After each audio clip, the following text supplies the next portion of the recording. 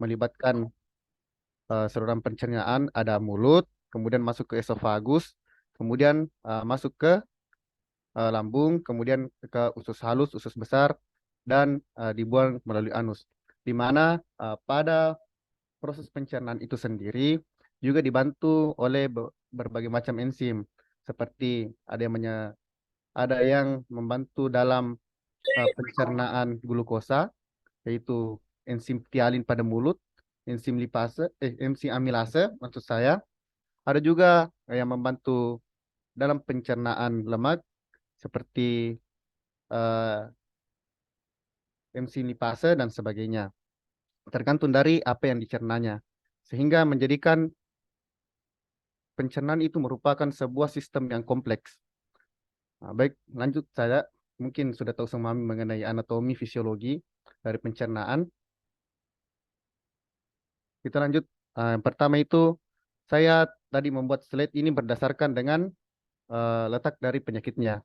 Pertama itu penyakit pada rongga mulut, di mana yang pertama itu ada kolositis, di mana etiologinya itu disebabkan oleh SBHA, juga bisa disebabkan oleh Candida.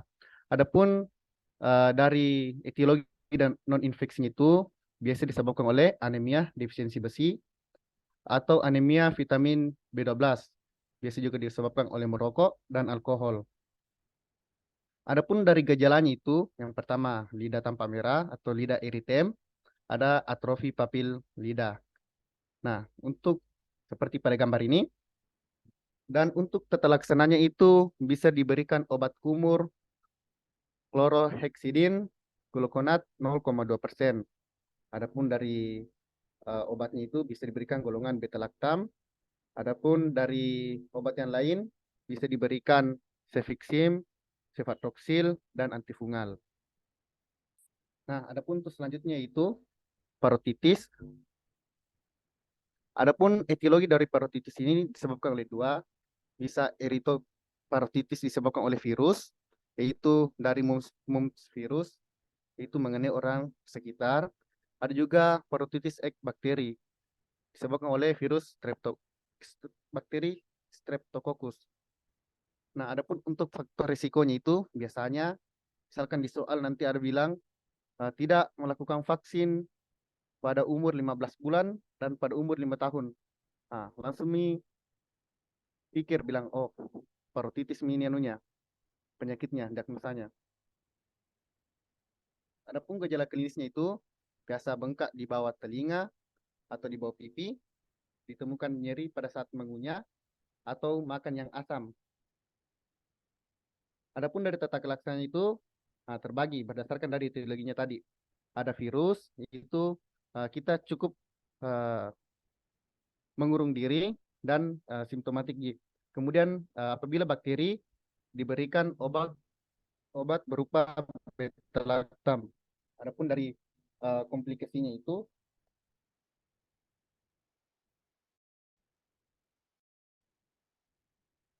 ada sitis atau radang pada testis dan ovoitis, yaitu pada radang pada ovarium pada wanita. Selanjutnya, penyakit pada mulut yaitu oral candidiasis. Etiologi dari oral candidiasis ini ya disebabkan oleh namanya saja candidiasis, bisa disebabkan oleh Candida albicans. Adapun faktor resikonya itu pertama imunokompromis, nah, bisa juga disebabkan oleh inhaler. Kemudian adapun dari gejala klinisnya seperti yang tampak di gambar ini, ada berupa plak putih yang berwarna kekuningan, ya bisa dikerok juga, dan dasar dari kerokan ini eritem. Kemudian adapun pemeriksaan penunjangnya itu bisa diberikan KOH,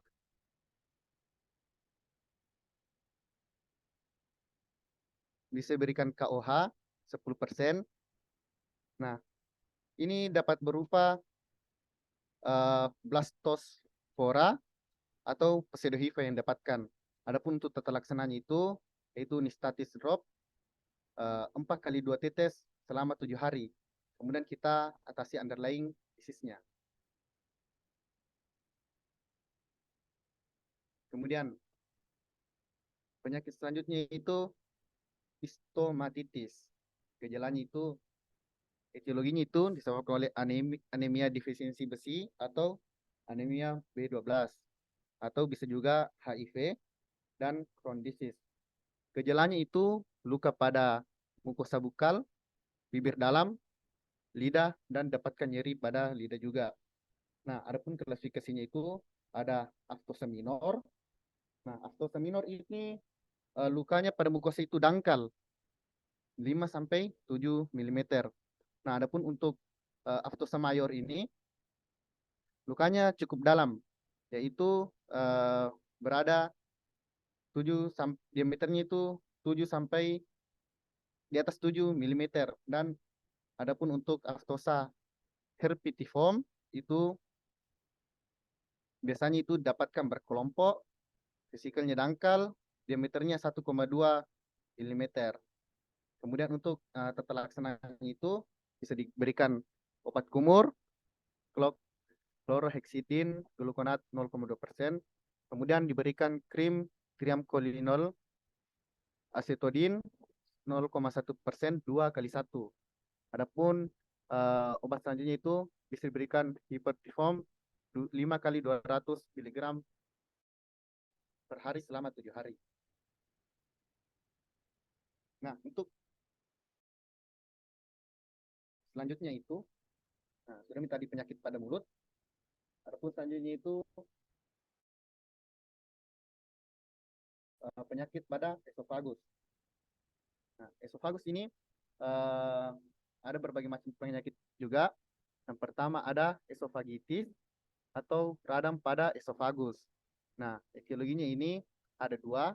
Yang pertama itu bisa disebabkan oleh infeksi. Nah, infeksinya itu berupa dari infeksi bakteri, virus, dan jamur. Nah, ada juga dari bahan korosif. Adapun dari bahan korosif ini biasanya itu terbagi juga menjadi dua, di pakaian, backclean. Nah, adapun dari organofosfat tadi juga dapat diakibatkan oleh racun serangga. Adapun dari gejalanya itu didapatkan odinofagi, disfagi, dan nyeri pada dada. Kemudian untuk pemeriksaan lanjutannya itu bisa dilakukan endoskopi. Dan adapun tata laksananya, kita sesuaikan dengan etiologi. Misalkan tadi didapatkan etiologinya berasal dari virus, kita cukup mengurung diri dan simptomatik. Kemudian misalkan disebabkan oleh jamur, nah dikasih fluconazole tablet 1 kali 150 mg selama 14 hari. Adapun untuk misalkan dari bakteri diberikan golongan beta-lactam. Adapun untuk korosif itu simptomatik. Nah, bisa juga diperhatikan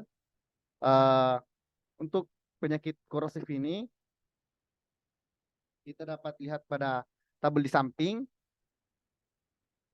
Jika kejang diberikan diazepam 10 mg bolus lambat. Kemudian kita evaluasi lagi 15 menit. Nah, dan dengan target itu presentasinya aman, tidak ada suara tambahan, tekanan darah sewaktu di atas 80, heart rate-nya itu 80 kali. Kemudian mulut kering, pupil midriasis.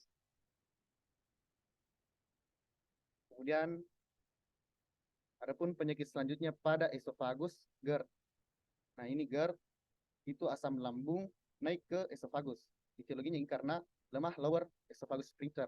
Jadi antara esofagus dan lambung itu ada sebuah sphincter yang menahan agar asam lambung ini tidak naik ke esofagus.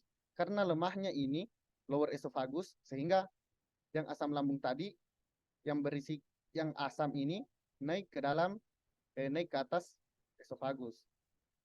Adapun faktor risikonya obesitas dan berbaring setelah makanan. Jadi ini mengapa tidak boleh berbaring setelah makan. Turunkan dulu berat, turunkan dulu makanan, duduk-duduk atau jalan-jalan, kemudian baru bisa berbaring. Adapun dari gejalanya itu biasa seperti panas pada dada, rasa terbakar di dada, kemudian regurgitasi atau rasa pahit atau asam di lidah. Kemudian ada pun pemeriksaan lanjutannya itu bisa diberikan PPI test, kemudian bisa dicek pH metri atau Bernstein test. Biasanya itu pH esofagus apabila dapatkan pH esofagus itu kurang dari 7 atau asam. Kemudian GERD-nya itu ada kuesionernya apabila skornya lebih dari 8.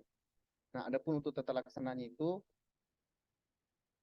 pertama itu diberikan PPI, kemudian diberikan air H2.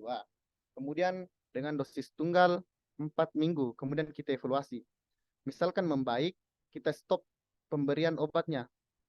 Apabila setelah stop, kemudian kambuh, kita berikan lagi obat dan ulang secara terus-menerus. Apabila setelah evaluasi gejalanya positif, maka diberikan dosis ganda 4-8 minggu endoskopi. Kemudian selanjutnya itu penyakit pada lambung atau penyakit pada gaster.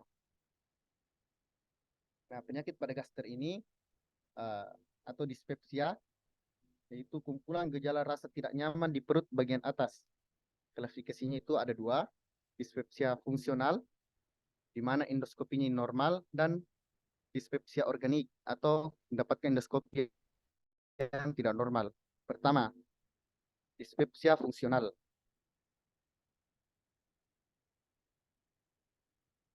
Dispepsia fungsional ini juga terdiri dari berbagai macam tipe. Yang pertama itu tipe like ulcer atau nyeri epigastrium. Setelah laksananya itu, yang pertama diberikan PPI, kemudian diberikan ranitidin atau mukoprotektor. Kemudian ada juga tipe dysmotility, yaitu dengan tanda atau gejala adanya mual muntah, kembung, sendawa. Adapun tata laksananya itu diberikan prokinetik, kemudian diberikan domperidon atau metacloropramide 3 kali 10 mg. Nah, kemudian selanjutnya itu ada dispepsia organik.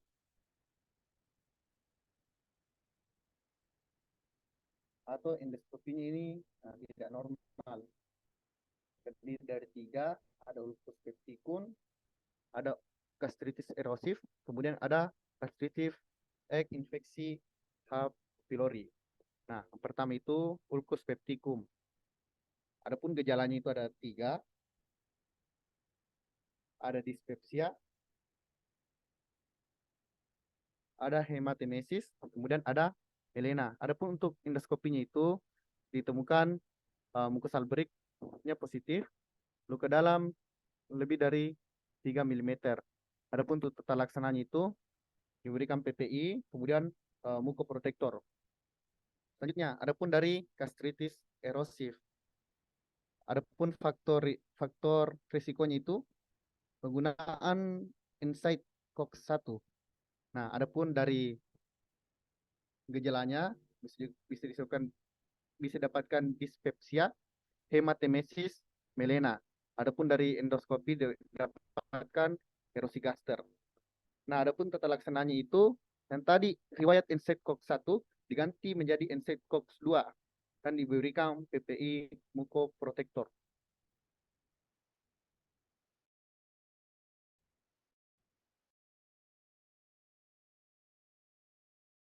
Pylori. Etiologinya sesuai dengan namanya disebabkan oleh human pylori. Kemudian adapun gejalanya itu ada dispepsia, hematemesis, melena, dan tata laksananya iridikasi 14 hari.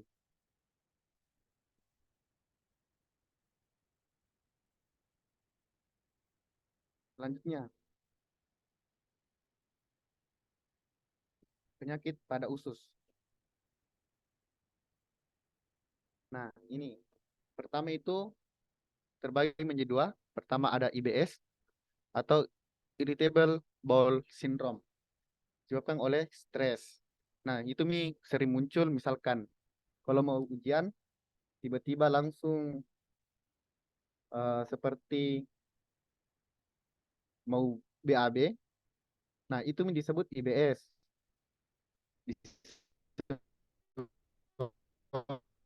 oleh stres atau ada gangguan dalam. Kemudian adapun dari tunggu dulu.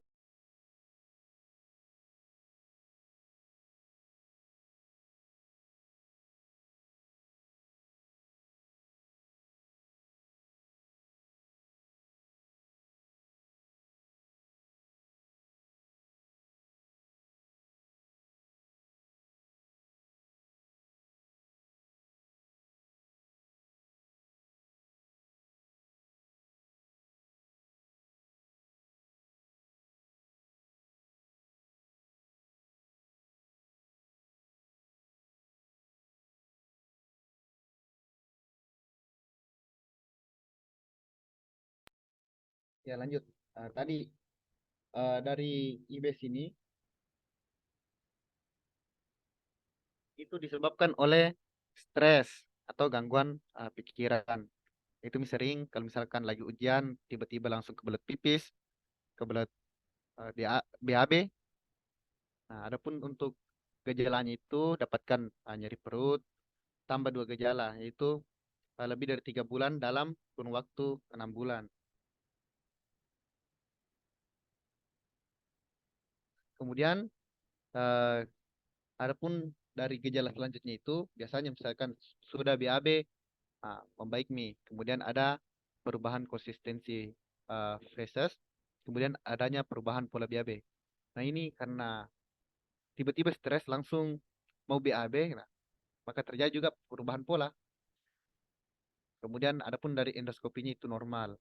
Kemudian adapun tata laksana, misalkan terjadi konstipasi, misalkan orang terkena IBS, setiap eh, mau BAB, konstipasi, diberikan diet tinggi serat, kemudian diberikan Dulcolax.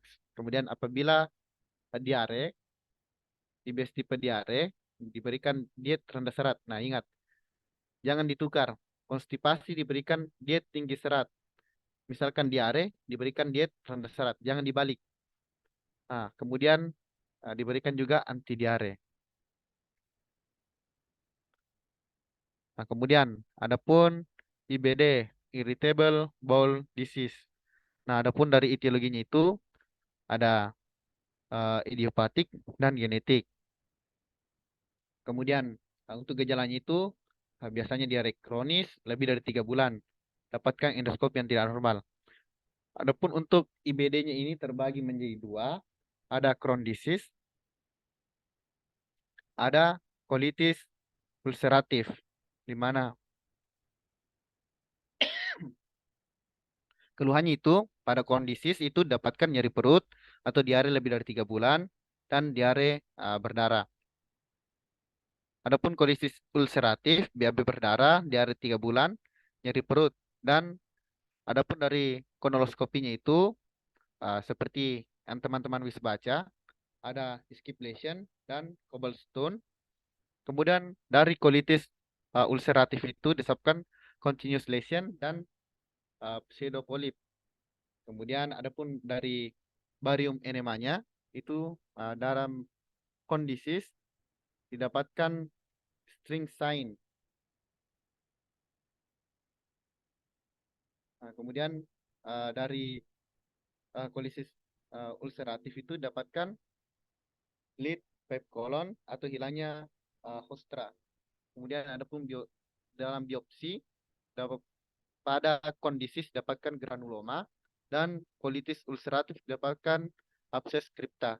Nah, adapun untuk tata laksana dari IBD ini itu bisa langsung rujuk, kemudian tetapi diberikan terlebih dahulu sulfasalazin atau Salovac, ya, Salovac kalau tidak salah.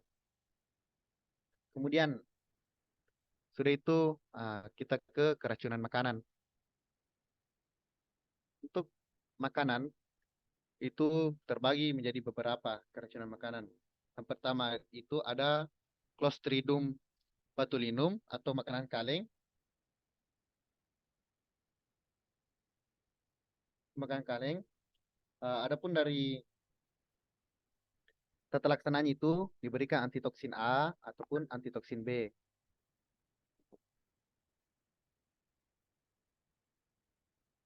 Kemudian adapun dari keracunan makanan selanjutnya itu ada Clostridium perfringens, biasanya itu disebabkan oleh makanan kurang matang atau dari olahan unggas, misalkan dari ayam yang kurang matang.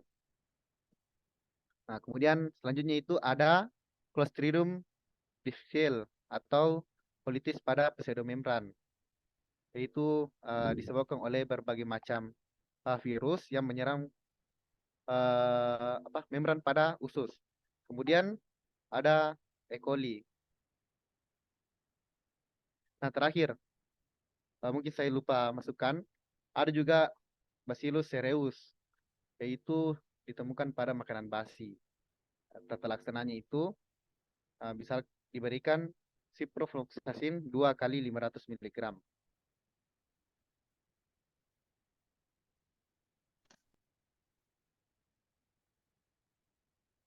Selanjutnya, penyakit pada biliar. Penyakit pada biliar ini atau nyeri perut kanan, nyeri perut kanan atas tembus sampai ke punggung.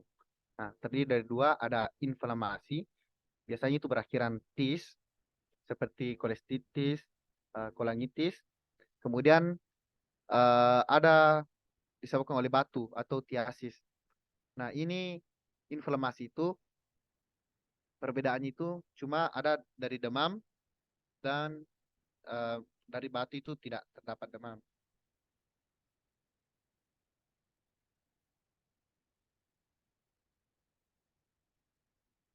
Nah, adapun dari penyakitnya itu juga didapatkan.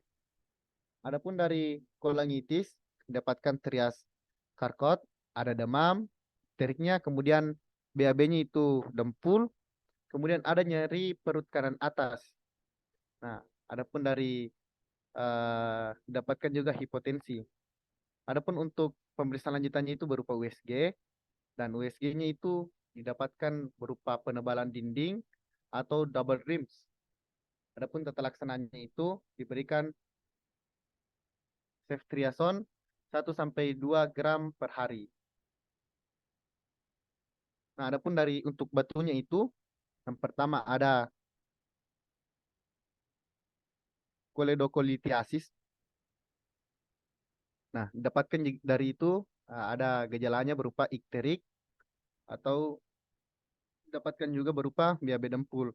Nah, adapun dari kolelitiasis itu dapatkan ikteriknya tidak ada, nyerinya hilang timbul, kemudian biasanya itu dapatkan dari makanan yang berlemak.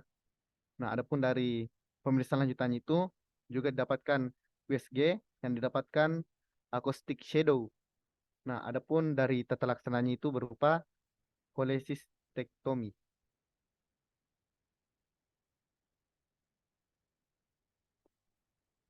Nah, adapun selanjutnya itu penyakit pada pankreas. Nah, penyakit pada pankreas ini saya bagi jadi dua.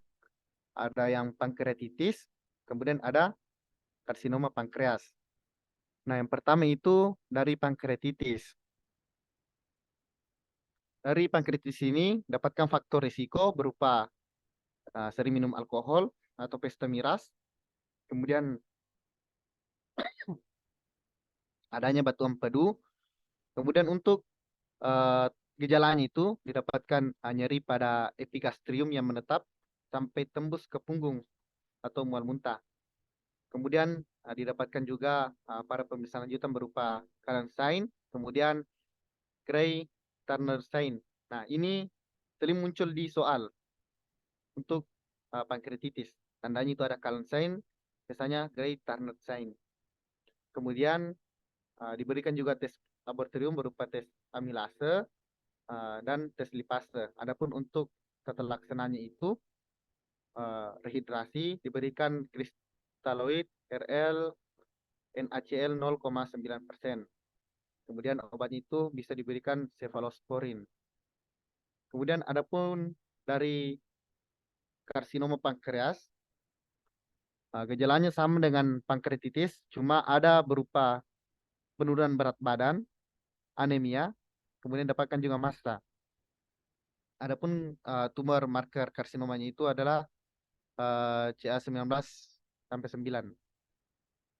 Nah, kemudian ini yang ingat nah, biasanya mengenai dari tumor itu atau karsinoma itu terjadi penurunan berat badan. Misalkan dapatkan penurunan berat badan, langsung dicurigai, ini karsinoma. Kemudian masuk ke mami dari gejalanya. Apakah dapatkan tadi gejala sesuai dengan pankreatitisnya. Kemudian apabila ada masa, ya, jelas mi dapat didiagnosa mengenai karsinoma pankreas. Selanjutnya itu penyakit pada hepar. Penyakit pada hepar ini pertama ada abses hepar.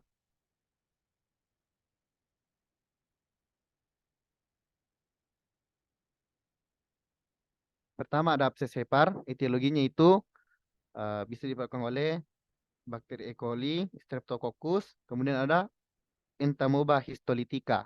Adapun klasifikasinya itu ada dua, ada abses hepar biogenik, biasanya itu 80% dari kasus abses hepar biogenik itu disebabkan oleh riwayat apendisitis. Kemudian ada abses hepar amoebik, yaitu disebabkan oleh 80%-nya 80% dari kasus yang dapatkan itu ada riwayat disentri. Kemudian dari gejalanya ada demam, kemudian ada nyeri perut kanan atas, kemudian ada riwayat disentri amoeba, kemudian dapatkan positif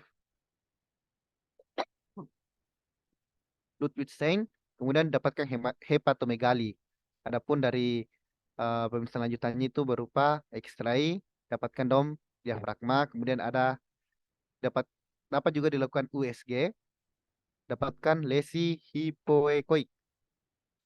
Kemudian adapun dari tata laksananya itu, misalkan abses hepar diberikan uh, cefatoxim 2 gram per 8 jam, atau bisa juga diberikan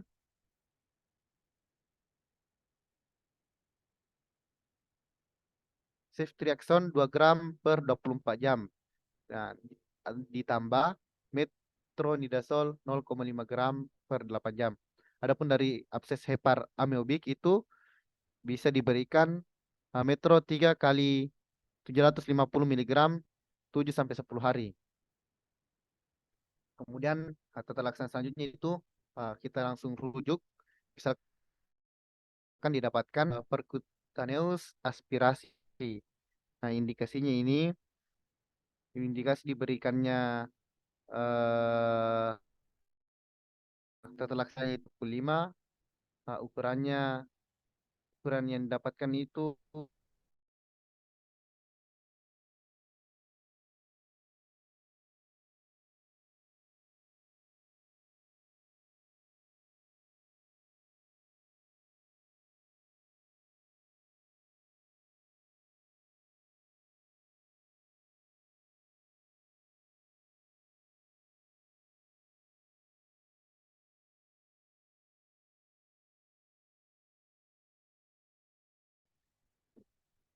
jadi gejalanya itu ada splenomegali, eritema palmar, kemudian ada spironervi, hematemesis, melena. Ada juga asites. Adapun untuk pemeriksaan penunjangnya itu, yang pertama dari fungsi hati, di mana dari fungsi hati itu kita lihat SGPT dan SGOT. Misalkan dapatkan kronik itu SGOT-nya lebih tinggi daripada SGPT-nya.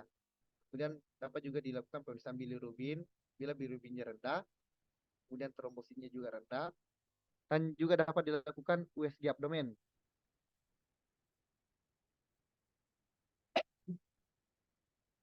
Adapun dari komplikasi sirosis hepatis, kayaknya saya lupa masukkan di sini.